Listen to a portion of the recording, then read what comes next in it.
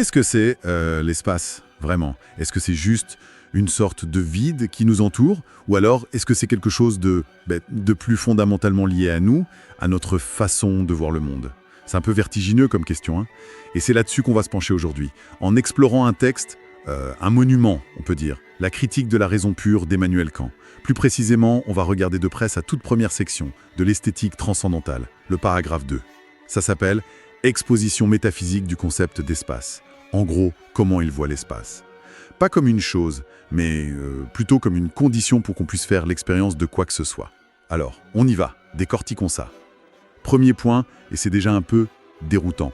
Kant affirme que l'espace, c'est pas un concept empirique. Qu'est-ce que ça veut dire? En gros, pour qu'on puisse percevoir des choses comme étant dehors ou à côté, il faut déjà avoir l'idée d'espace. C'est exactement ça. Et c'est vraiment un renversement de perspective. On a l'impression d'apprendre ce qu'est l'espace en regardant autour de nous, par l'expérience. Mais Kant dit non.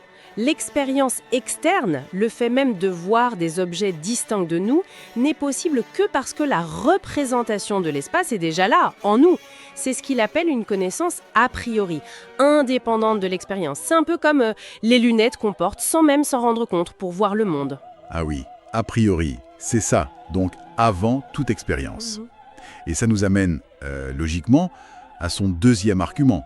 L'espace serait une représentation nécessaire. Il dit qu'on ne peut absolument pas imaginer qu'il n'y ait pas d'espace. On peut imaginer un espace vide, oui, mais un non-espace, impossible. Ça semble radical. C'est un de ses arguments forts. Essayez, juste pour voir, de penser le monde sans aucune dimension spatiale. C'est inconcevable. Donc, pour Kant, l'espace apparaît comme la condition même pour que les phénomènes, les choses, nous apparaissent comme extérieurs. Ce n'est pas une chose qu'on découvre, c'est le cadre qui rend la découverte possible.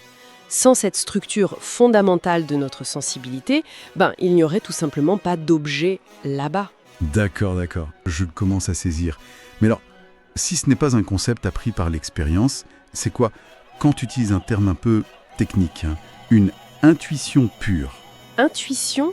Pure. Ah oui, c'est un vocabulaire spécifique. Chez Kant, intuition, ça désigne une représentation immédiate, directe d'un objet singulier. On voit la chose directement, sans passer par un concept général. Et pur, ça veut dire, comme on l'a dit, a priori, sans rien qui vienne des sens de l'expérience.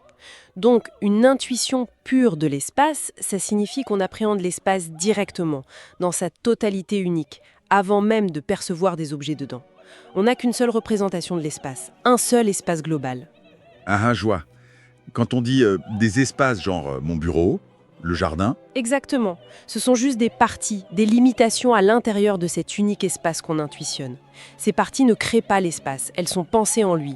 L'espace est fondamentalement une. C'est pour ça qu'il connecte ça à la géométrie. Parce que les vérités géométriques, genre deux côtés d'un triangle sont plus grands que le troisième, Oui. elles viendraient de cette intuition directe de l'espace. Et pas juste de définition. C'est tout à fait son idée. Pour lui, les axiomes géométriques ne sont pas de pure construction logique. Ils sont évidents parce qu'on les voit dans notre intuition a priori de l'espace. C'est ça qui leur donne, selon Kant, leur certitude absolue, apodictique comme il dit. L'espace n'est pas bâti à partir de points ou de lignes, il est donné comme un tout premier. D'accord. Et ça nous amène au dernier point qu'on voulait aborder, l'espace comme une grandeur infinie donnée. C'est encore une idée assez contre-intuitive. Il dit qu'un concept, par exemple le chien, contient une infinité de représentations sous lui, tous les chiens possibles. Mais l'espace, lui, contiendrait une infinité de représentations. C'est parti en lui. C'est ça la différence. Oui, c'est ça. Toutes les parties possibles de l'espace, le point A, le point B, la région C, coexistent en même temps dans cet espace unique et infini. Ce n'est pas comme un concept où les exemples sont subsumés. Là, les parties sont contenues dans la totalité. L'espace est donné comme un contenant infini, d'un seul coup, pour ainsi dire. Et c'est pourquoi, conclut Kant, la représentation originaire de l'espace ne peut pas être un concept, mais doit être une intuition. Et comme elle est nécessaire et universelle, c'est une intuition a priori.